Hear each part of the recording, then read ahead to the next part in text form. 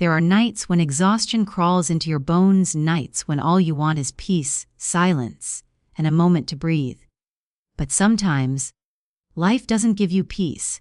Sometimes it gives you a predator hiding in your shadow. This is the story of a woman who came home from a brutal hospital shift, searching only for rest, but instead found terror breathing inside her walls. A story where fear tried to write her ending, but she rewrote it with fire. She did not break. She did not bow. She did not run. She stood up, sharpened her spirit, and turned into the storm her enemy never expected. Tonight, you will witness a transformation, how a tired, worn-down healer became a silent avenger, how a woman pushed to her limits rose with a power that no intruder could ever anticipate. This is not just a tale of fear, it is a tale of awakening, a tale of reclaiming what was stolen, a tale of flipping the nightmare back onto the monster who created it. So listen closely, because from the moment she opened that fridge and heard that haunting sound echo from the darkness, her life split into two worlds, the woman she was before and the warrior she became after. And by the end of this story, you will understand one truth. When a good person is pushed too far, their vengeance becomes unstoppable. Stay with me until the final second, because every breath of this story will pull you deeper into the battle between fear and fury, weakness and strength, victim and victor. And trust me, the ending will leave you breathless. The exhaustion clung to her bones like a second skin as she pushed open her apartment door, the weight of a 12-hour hospital shift dragging behind her like a shadow. She didn't want anything except silence, food, and a moment to breathe without the sound of monitors and grief filling her ears. Her scrub smelled faintly of antiseptic and long hours, but home, her sanctuary, was supposed to smell like peace. She walked straight to the fridge, letting the cool air wash over her face as she reached for something simple, something mindless. But before her fingers touched the container on the top shelf, she froze. Because beneath the soft hum of the refrigerator, there was something else. A sound that didn't belong, a low, deliberate creak, a slow shift of weight, the unmistakable sound of another presence in her home. Her heart didn't pound, it detonated. The kind of deep, instinctive fear that screams before the mind can even form the words. She held her breath, the cold air spilling over her hands as the fridge light flickered across her stunned face. She listened, really listened, and heard it again, a soft dragging sound, like fingertips brushing the floor or feet moving carefully across carpet. It came from the hallway, from the darkness, from the place she had walked past without suspicion seconds earlier.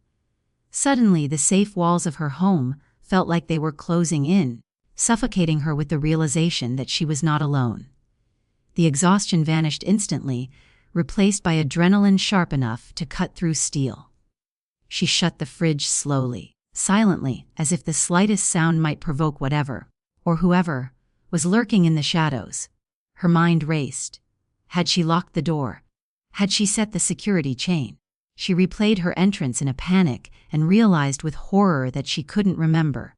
Her body was too tired, too drained, too used to survival mode to catch the danger she had walked into.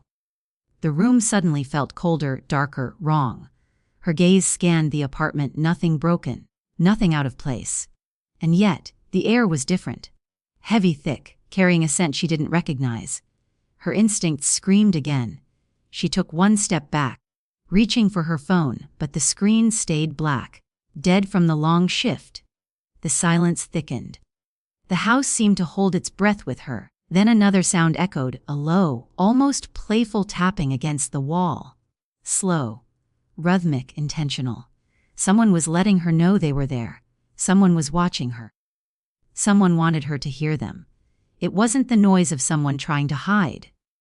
It was the noise of someone who wanted her fear. The kind of sound made by someone who felt comfortable in the dark corners of her life. A chill danced down her spine, and she felt her pulse throb in her throat. This wasn't a random noise from old pipes or settling walls. This was a presence, a deliberate intrusion, a predator disguised as silence. Every instinct she had developed from years of reading patients, reading danger, reading the unspoken. All of it screamed that she was being hunted inside her own home. And as she stood there, frozen between terror and fury, one bone, deep truth settled into her chest. Someone had entered her sanctuary. Someone had crossed a line she would never forgive. And someone had made the mistake of believing she was too tired, too gentle, too vulnerable to fight back. They were wrong. Very wrong. She moved through her home with the calculated stillness of someone who has just discovered a battlefield beneath their feet. Every corner, every shadow, every quiet pocket of darkness suddenly felt alive with unseen eyes. And when she finally forced herself to search, truly search, she uncovered the horrifying truth piece by piece. There were signs she had missed. Signs that only made sense now that her fear sharpened her vision. A half-eaten apple she didn't remember buying. The faint smell of unfamiliar cologne clinging to her hallway. A blanket she never owned folded neatly behind the couch. Then the worst discovery, a narrow crawl-space door slightly ajar, its hinges marked by fresh fingerprints. Her breath hitched as she pulled it open and found a small, hidden space carved into the walls of her own home. Pillows, wrappers, and personal items she thought she had lost. Someone had been living here, hiding here, breathing the same air she did, just out of sight. Panic didn't hit her. Rage did. A cold, electrifying rage that swallowed fear whole. Someone hadn't just invaded her privacy. They had studied her. They knew when she left for work, when she came home, where she kept her spare keys, even what she liked to eat. The fridge, once a symbol of comfort, now felt like a warning. She remembered the strange food containers she never bought, items she chalked up to exhaustion or forgetfulness. They weren't accidents. They were messages. Silent proof that the intruder wanted her to feel them, just close enough to be noticed but far enough to remain invisible. Her sanctuary, the one place she was supposed to rest her weary bones after saving lives all day, had been turned into a hunting ground. And she was the target. The realization hit her like ice down her spine. This person had been following her rhythm like a twisted lullaby, slipping into her life through cracks only someone obsessed would find. But as her hands curled into fists, something powerful awakened within her. She was done being prey. She was done being watched. Whoever this intruder was, they made one fatal mistake. They stepped into the home of a woman who knew how to survive chaos, who spent her days fighting death itself, and who had just discovered the one force stronger than fear, righteous fury. When she finally uncovered the identity of the intruder, the truth was more chilling than the footsteps she heard in the dark. It wasn't a random criminal. It wasn't a stranger passing through. It was someone from her past, someone who had looked her in the eyes, spoken her name, and carried a twisted admiration that she once mistook for gratitude or friendliness. A former patient whose quiet gaze lingered too long. A jealous coworker who envied her strength and compassion. A stranger who had followed her home after a night shift, convinced her kindness meant something more. Whoever he was, he had crossed the line between fascination and fixation, allowing his obsession to grow into something feral. Every scrap of evidence she found in the crawlspace. Photographs of her taken without permission, schedule notes written in shaky handwriting. Pieces of her clothing painted a picture of a mind unraveling under the weight of desire and delusion. He didn't just want to be near her, he wanted to possess her, control her, monitor her every move like a puppet on strings he believed he owned. He convinced himself that she wanted him there, that her silence was an invitation, that every small act of kindness she had ever shown was a promise meant for him. And the more his fantasy grew, the more dangerous he became. She saw the depth of his obsession in every stolen item, every message hidden in her fridge, every sign that he had been mere inches away while she slept, showered, or walked through her home unaware of the threat breathing behind the walls. But with every piece of evidence, her fear didn't rise. Her fury did. Because this man didn't just invade her life, he underestimated her. He thought she was fragile because she worked long nights. He thought she was too tired to notice the creeping shadows. He thought she was soft because she cared for others. But he didn't understand the strength of a woman who fights life and death every day. He didn't understand the fire she carried beneath her calm. And he certainly didn't understand that by choosing her as his obsession, he had chosen his executioner. He had awakened a side of her that didn't tremble, only strategized. A side of her that didn't break, only sharpened. She was no longer the hunted. She was becoming the hunter. And he had no idea the storm he had just unleashed. She thought the worst part of her night was over when she left the hospital, when the alarms stopped ringing in her ears and the smell of antiseptic finally faded from her scrubs. But the true nightmare was waiting for her at home, tucked between the walls she believed were safe. It began with small things, tiny, easily dismissed details that could be blamed on exhaustion, forgetfulness, or stress. A misplaced mug, a drawer slightly open, a pair of scrubs she was certain she left folded now hanging on the back of a chair. But denial is a powerful thing, and she convinced herself that her mind was simply slipping after too many long shifts, until the evidence grew too sharp, too personal, too deliberately placed to ignore. One evening, she noticed her security camera had been turned slightly, barely an inch, but enough to shift the hallway out of view. That was the moment her breath froze. She always angled that camera precisely. She was meticulous, almost obsessive. Because working at the hospital taught her that danger didn't announce itself. It slipped quietly through cracks. And now someone was slipping through hers. Days later, she opened her dresser and felt her entire body tremble. Her most private belongings had been moved. Not taken, worse, touched, examined, studied. Whoever was entering her home wasn't stealing valuables, they were stealing her sense of safety, piece by piece, breath by breath. A chilling realization crept into her bones. Someone wasn't breaking in to rob her, they were breaking in to know her. She checked the door locks, untouched. Windows, sealed. Alarm system, never triggered. That meant only one thing: this intruder knew her house better than she did. They had found a way in without force, without leaving obvious traces, and that required time, patience, and an obsession deep enough to rot the mind. The betrayal stung deeper because it wasn't random, it was intentional, methodical, personal. Someone had been watching her, studying the spaces she overlooked, the habits she repeated, the blind spots she never considered dangerous. Then she found the note.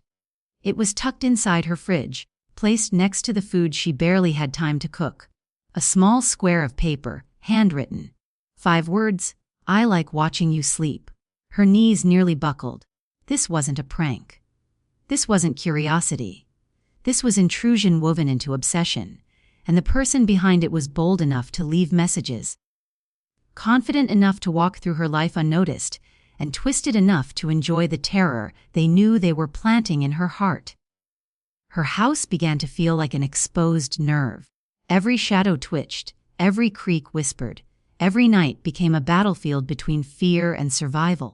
She scanned every inch of her home and discovered tiny signs she had overlooked for weeks. Scratches near the attic door, footprints faintly visible on the basement floor. A faint smell of cologne in the hallway that wasn't hers. Someone had been inside her world, navigating it like a second home, leaving breadcrumbs of violation everywhere. The final blow came when she checked her phone's backup footage. Someone had tampered with her cameras, deleted files, and replaced them with looped footage of empty rooms. The betrayal was absolute. Her sanctuary had been infiltrated, her privacy shattered. Someone had stolen her comfort, her peace, her sense of control. But they made one fatal mistake. They underestimated her. They thought the fear would break her. Instead, it ignited her.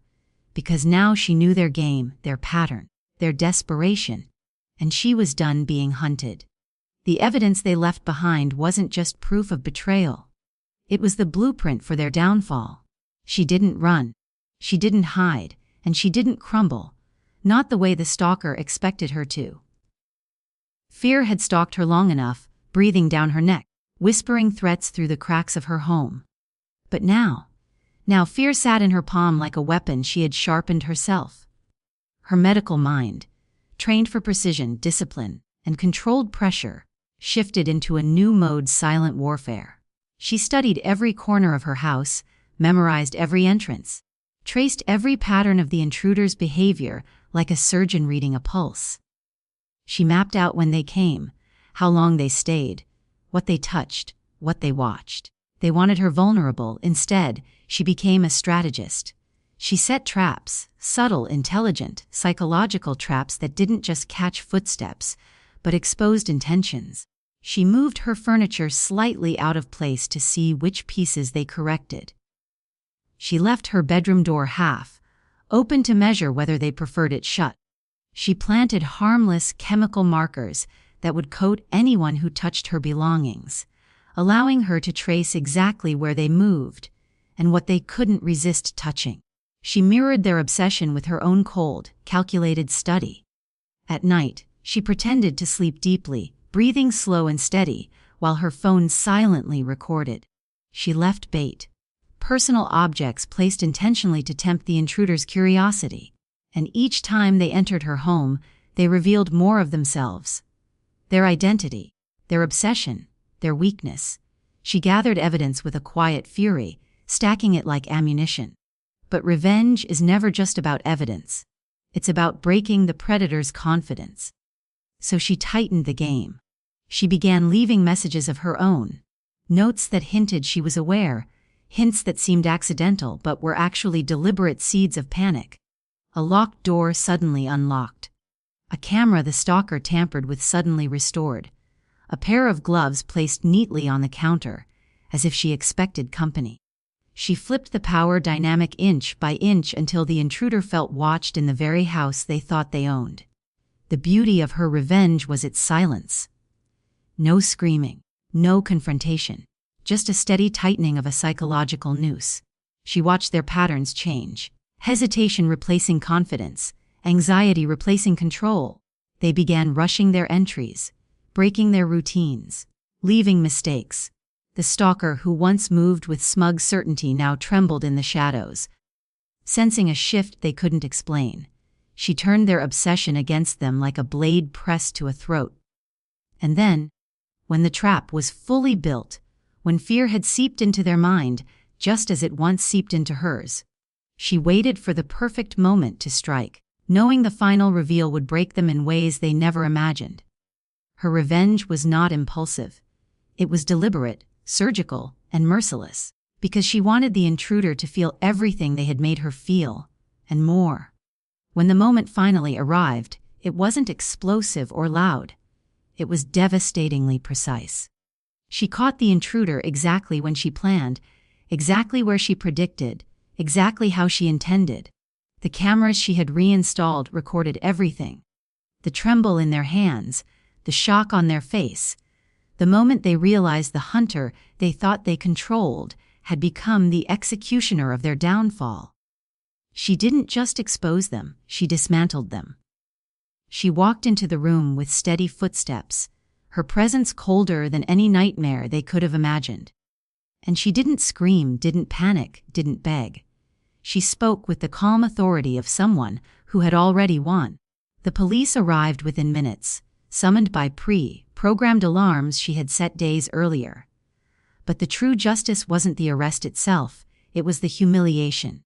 The intruder stood handcuffed, exposed, trembling as every minute of their violation played on screens, passed to authorities, preserved in evidence. Their reputation shattered. Their life crumbled. Their twisted obsession became the very chain that dragged them into ruin. And she stood taller than ever. This wasn't just about catching a stalker. It was about reclaiming her home, her autonomy, her peace. The fear that once strangled her nights dissolved instantly, replaced by an unshakable strength forged through survival and strategy. Justice wasn't just served. It was delivered with precision, with power, with the unmistakable message that she was no victim. She was a conqueror. The world saw her bravery. The law saw her evidence. And the intruder saw their worst nightmare come to life, the woman they tried to break, watching them fall apart. When it was over, she returned to her home, not as someone haunted, but as someone victorious. Her locks changed, her cameras upgraded, her spine unbreakable. And as the door clicked shut behind her, she breathed freely for the first time in months, knowing the terror that once lurked in her shadows had been dragged into the light and destroyed. Her justice was not just legal, it was poetic, powerful, and irreversible. In the final storm of this chilling journey, she stood alone inside the home that once felt tainted by fear, reclaiming every inch of space with the strength she had earned through fire. The stalker, who once prowled through her life like a shadow, finally stood exposed, cornered by the same precision, intelligence, and strategy she used every day to save the lives of strangers. But tonight, her skills weren't used to heal. Tonight, they became weapons carved from courage and righteous fury. When the police arrived, they didn't find a frightened woman hiding behind locked doors. They found a warrior who refused to bow to terror. Her traps were flawless, her evidence airtight, her resolve unbreakable. The stalker's screams of denial meant nothing. His panic, his humiliation, his downfall. These were the consequences of every moment he invaded her peace, every breath he stole from her, every second he treated her fear like entertainment. His arrest wasn't just justice, it was liberation. Because the truth is, revenge isn't always cruel. Sometimes revenge is survival. Sometimes revenge is standing up to the monster in the dark and saying, "You don't get to control me. Not now, not ever." And as he was dragged into the back of that police car, the air shifted. The house felt different. The silence felt pure again. The shadows no longer threatened, they obeyed her. She walked through each room slowly, reclaiming everything that was hers, her peace, her power, her life. Fear may have touched her, but it never conquered her. Instead, it awakened a fire she didn't know she carried, a fire that now burns in every heartbeat, every step, every breath she takes. A fire that reminds her, and anyone listening, that strength rises from the places where we once fell. Her story becomes a warning to the world and a promise to herself. You can terrify a woman, you can study her, you can stalk her, but you cannot break her, because the moment she decides to fight, your world will crumble. And tonight, she walks forward not as a victim of fear, but as a ruler of her destiny, unshaken, undefeated, unstoppable.